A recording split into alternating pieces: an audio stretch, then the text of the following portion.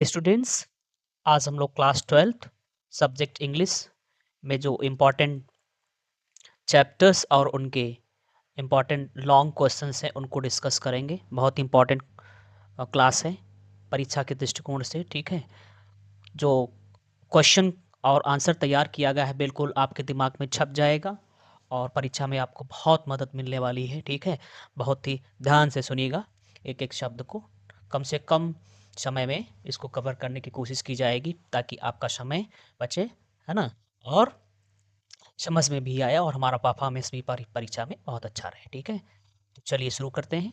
पहला चैप्टर है the last lesson. इसको लिखा है अल्फॉन्स डाउटे ने। ठीक है, समरी क्या है सबको पता है।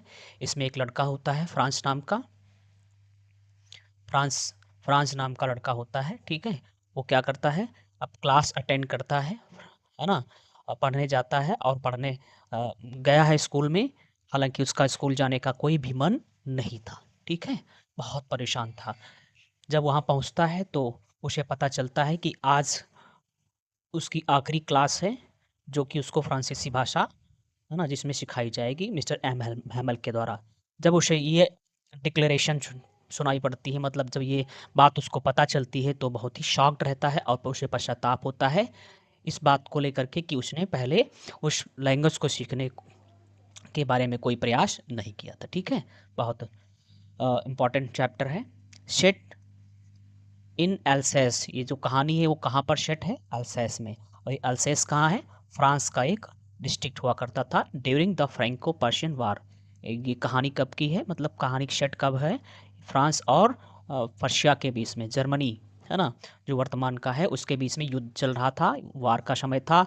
जो फ्रांस नाम का लड़का है टेंस हिज लास्ट क्लास, वो क्या करता है, अपनी आखिरी क्लास अटेंड करता है अंडर एम हैमल, है ना, किसके जो है अंडर एम हैमल, मतलब उसको एम हैमल इसको क्लास में पढ़ाते हैं, क्लास, ठीक है, में पढ़ाते हैं। क्या पढ़ाते हैं, फ्रांसीसी भाषा पढ़ाते हैं। ठीक है, पर्शियंस इम्पोज जर्मन। दरअसल होता क्या है, जो पर्शिया है मीन्स जो वर्तमान की जर्मनी है, उसने जब फ्रांस के उन डिस्ट्रिक्ट्स को अपने कब्जे में कर लिया तो उसने क्या किया, आदेश दे दिया कि अब फ्रांस में फ्रांसीसी भाषा नहीं पढ़ाई जाएगी बल्कि जर्मन भाषा पढ़ाई जाएगी। तो उन्होंने क्या किया था, इम्पोज कर दिया था। क्या इम्पोज किया था, जर्मन भाषा। ठीक है, एम हेमल्स पैशनेट वेयर फेल। तो अब आखिरी क्लास है, एम हेमल आज फ्रांसीसी भाषा पढ़ाने का काम लास्ट टाइम करेंगे, है ना, वहाँ के स्कूल में। ठीक है, पैशनेट फेयरवेल।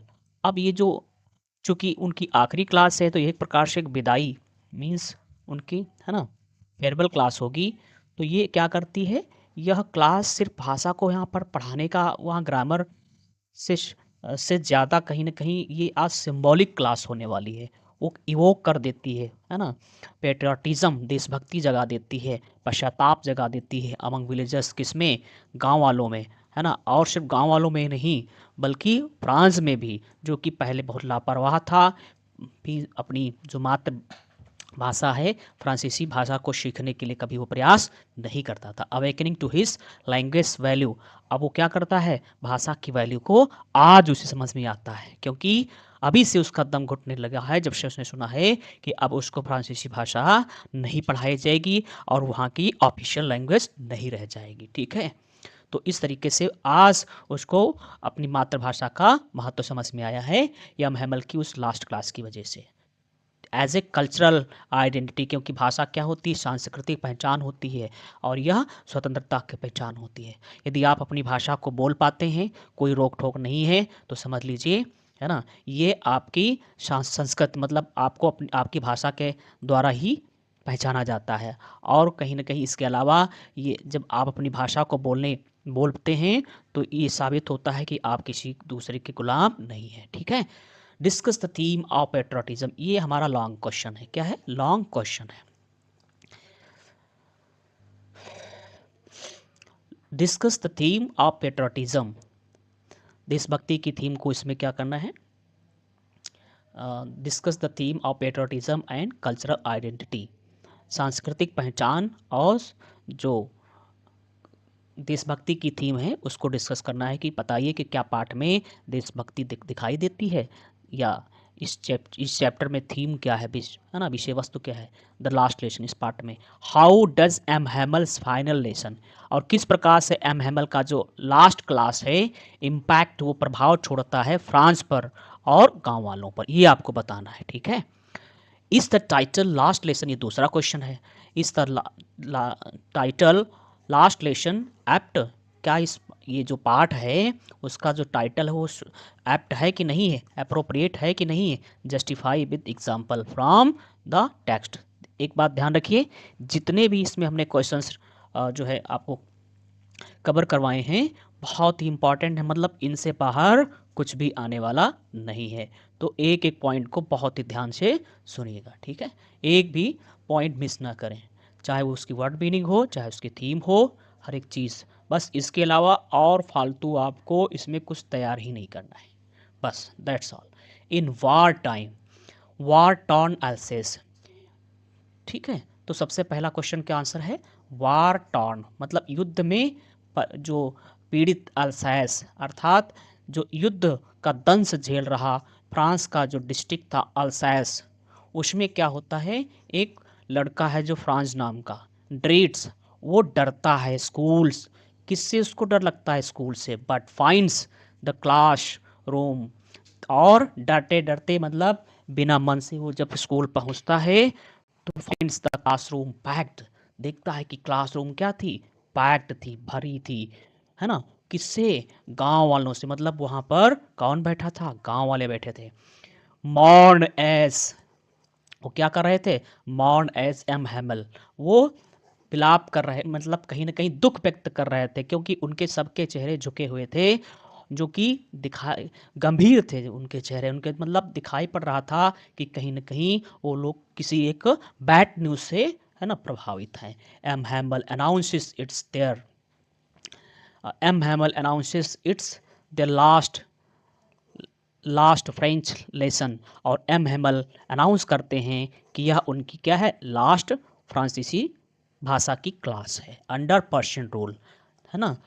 और यहाँ पर ये जो फ्रांसीसी जो अब जो यहाँ पर शासन है वो किसका हो गया, पर्शिया का हो गया है। तो पर्शिया ने आदेश दिया है कि आज जितनी फ्रांसीसी भाषा बोलनी है, पढ़नी है, पढ़ानी है, बोल लीजिए, उसके बाद कल से फ्रांसीसी भाषा यहाँ पर नहीं चलेगी, यहाँ पर जर्मन भाषा चलेगी। ही टीचेस ग्रामर, जो फ्रांस है वो क्या पढ़ाते थे, ग्रामर पढ़ाते थे। पैशनेटली, पढ़े ही पैशनेटली मतलब मन से। राइटिंग, और जब उनको पता चला है, क्योंकि नोटिस आई है कि उनको आज, है ना, अपनी फ्रांसीसी भाषा की लास्ट क्लास देनी है, तो बहुत ही पैशनेटली, मन से, मतलब पूरे तन मन से जुट करके आज वो क्लास को पढ़ाना चाहते हैं, और इतना भावुक हैं कि वह कुछ बोल नहीं पाते हैं। जब उनकी क्लास एंड होती है तो लास्ट में वो क्या लिखते हैं, वाइब ला फ्रांस, फ्रांस आपकी जय हो, ऑन द बोर्ड, कहाँ पर, बोर्ड पे। हिज वर्ड्स स्टायर, और जब ये बोलते हैं, है ना, तो वहाँ पर जो बैठे हुए गांव वाले थे, स्टायर, वो भी स्टायर कर देते हैं, मतलब उनके मन को भी बहुत, वो उनके मन स्टायर होते हैं, मतलब उनमें भी एक प्रकार से पश्चाताप जागृत हो जाता है। फॉर स्किपिंग, क्योंकि उन्होंने स्किप किया था क्लासेस, मीन्स बंक किया था क्लासेस, फ्रांसीसी भाषा को सीखने में लापरवाही दिखाई थी। इग्नाइटिंग पेट्रियाटिज्म, और उनमें क्या उत्पन्न होता है, देशभक्ति की भावना जागृत हो जाती है ना। फ्रांस वीप्स, फ्रांस मन ही मन में वीप कर रहा है, और वोप कर रहा है, शपथ ले रहा है, टू लर्न, कि अब वो सीखेगा, ट्रांसफॉर्मिंग, मतलब एक एक शब्द सीखेगा, transforming from reluctant boy to proud, वो जो रिलैक्टेंट लड़का था, इंपॉर्टेंट वर्ड है, मतलब ये जो इंपॉर्टेंट की बात मैं कर रहा हूँ, यदि आप इसको अच्छे तरह से क्या करेंगे, तैयार कर लेंगे, तो आपके वोकैब पोर्शन मतलब ग्रामर में भी ये काम आएगा, राइट।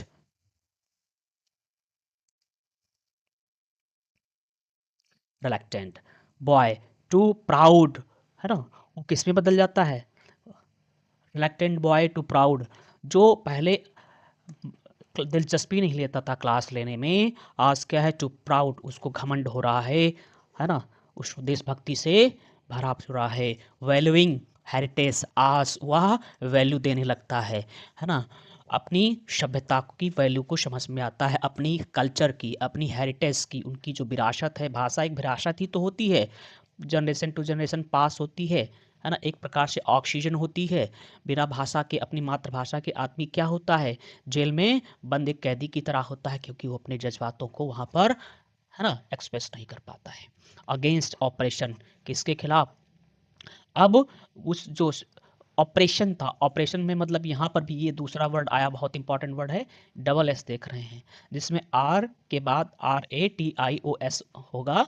वहाँ पर ऑपरेशन का मतलब क्या, ऑपरेट करना होता है, शल्य। लेकिन यहाँ पर ऑपरेशन का मतलब क्या हो जाएगा, ऑपरेशन का मतलब हो जाएगा यहाँ पर सताना, जुल्म। अर्थात जो दूसरा देश एक प्रकार से जुल्म ही तो कर रहा है वहाँ के लोगों पर, है ना। तो टू कंक्लूड, 10, या ऐसे लिख सकते हैं 10, the title, the theme of the chapter, इस पार्ट की जो थीम है वो पोर्ट्रेस लैंग्वेज, वो क्या दिखाती है, वह दिखाती है कि जो लैंग्वेज है as a symbol of identity and resistance. जो लैंग्वेज होती है वो है ना, वह आइडेंटिटी, पहचान, symbol of identity and resistance, पहचान और प्रतिरोध का एक पर्याय होती है ना, उसका एक प्रतीक होती है, राइट। इनमें इंपॉर्टेंट वर्ड्स हैं, इग्नाइटिंग हो गया, है ना, और रिलेक्टेंट हो गया, इनको जरूर ध्यान रखिए, ठीक है। आगे बढ़ते हैं। अगला क्वेश्चन हमारा क्या था, क्वेश्चन ये था कि आपको सिद्ध करना है कि टाइटल जो इस पाठ का हुआ कितना अप्रोप्रिएट है, मतलब उचित है कि नहीं। इस the title last lesson apt and appropriate, क्या इस लास्ट लेसन का जो टाइटल है वो उचित है कि नहीं है, ठीक है क्या।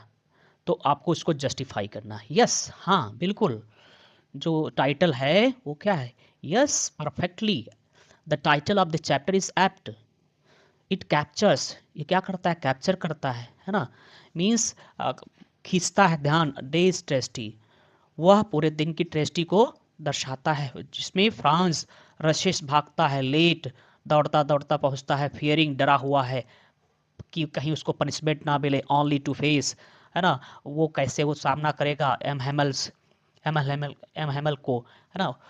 तो फिर क्या, चॉक्ड फेयरवेल, और जब एम हेमल क्या करते हैं लास्ट में रुंधी हुई आवाज में लिखते हैं, फ्रांस आपकी जय हो, फ्रांस जिंदाबाद, है ना, ठीक है। तो ये अमिड फ्लैग्स लोअर्ड, और वहाँ पर जो झंडे थे क्लास में बोर्ड के आसपास लगाए गए थे, वो कैसे हैं, लोअर्ड है, झुका दिए गए हैं, जो कि बिल्कुल जो है दर्शाता है कि लास्ट क्लास है। विलेजर्स साइलेंट रेस्पेक्ट, और गांव वाले जो हैं वो क्या करते हैं, वो बहुत ही साइलेंटली रेस्पेक्ट करते हैं, respect and his black board message, है ना, सिंबलाइज जो कहीं ना कहीं ब्लैक बोर्ड पे जो टीचर ने लिखा है, क्या लिखा था, एक मिनट, ये वर्ड्स हैं जो ब्लैक बोर्ड पे लिखे गए थे, वाइब्ला फ्रांच, ये एक प्रकार से क्या है, प्रतीक है, मतलब टीचर वहाँ पर संदेश देना चाहता है, खुले शब्दों में मतलब नहीं, एक जो है सिंबॉलिकली, कि सभी जो गांव वाले हैं, जो नागरिक हैं, उनको अपनी कल्चर को बचा के रखना है, अपनी मातृभाषा को क्या करना है, बचा के रखना है ना, उसको प्रिजर्व करके रखना है किसी भी हालत में। हाइलाइट्स इमोशनल, ये क्या करती है, हाईलाइट करती है emotional finality of French education, ठीक है, जो भावनात्मक रूप से जो आज फ्रांसीसी भाषा वहाँ पर फाइनल हो रही, समाप्त हो रही है, क्योंकि आज के बाद नहीं पढ़ाई जाएगी। इवोकिंग रिग्रेट, ये गांव वालों में साथ ही साथ में फ्रांस को भी रिग्रेट करने पर मजबूर करती है, पश्चाताप करने पर मजबूर करती है। एंड रेसिस्टेंस मेकिंग द लेशन, प्रतिरोध करने के लिए, मेकिंग द लेशन, जिससे क्या होता है, पाठ इटर्नली पॉइग्नेंट, पाठ क्या हो जाता है, पॉइग्नेंट, मतलब बहुत ही मार्मिक बन जाता है, ठीक है। हिस्ट्रीज कॉन्टेक्स्ट, इन हिस्ट्रीज कॉन्टेक्स्ट, इतिहास के संदर्भ में 10, the title is not only apt, तो इस प्रकार से पाठ सिर्फ एप्ट, स्पष्ट, अप्रोप्रिएट, उचित और सुटेबल ही नहीं है, ये क्या करता है, it exactly suggest the story, है ना, टाइटल इतना जो है टाइटल इतना एग्जैक्ट है कि वो पूरी कहानी, मतलब टाइटल को देख करके ही, टाइटल को ही टाइटल को देख करके ही क्या करते हैं, कहानी को समझ में आ जाती है कि ये कहानी क्या हो। जैसे कछुआ और खरगोश की कहानी जैसे शीर्षक होता है तो आपको पूरी कहानी आपके नज़र में आ जाती है, ध्यान आ जाता है कि हाँ ये कहानी होगी, ठीक है। इसी तरह से टाइटल बहुत ही एप्ट होना चाहिए किसी भी कहानी का, किसी भी फिल्म का, ठीक है। फिर तो उसी तरह से टाइटल क्या है, जब लास्ट लेसन जैसे ही नाम पड़ता है ना, तो दिखाता है कि वो पूरी कहानी उस लास्ट क्लास पर डिपेंडेंट है, ठीक है। फ्रांस वो अगर स्कूल आता हुआ दिखाई देता है शुरुआत में, उसके बाद पूरी कहानी सब सेंटर होती कहाँ पर, लास्ट लेसन पर ही, ठीक।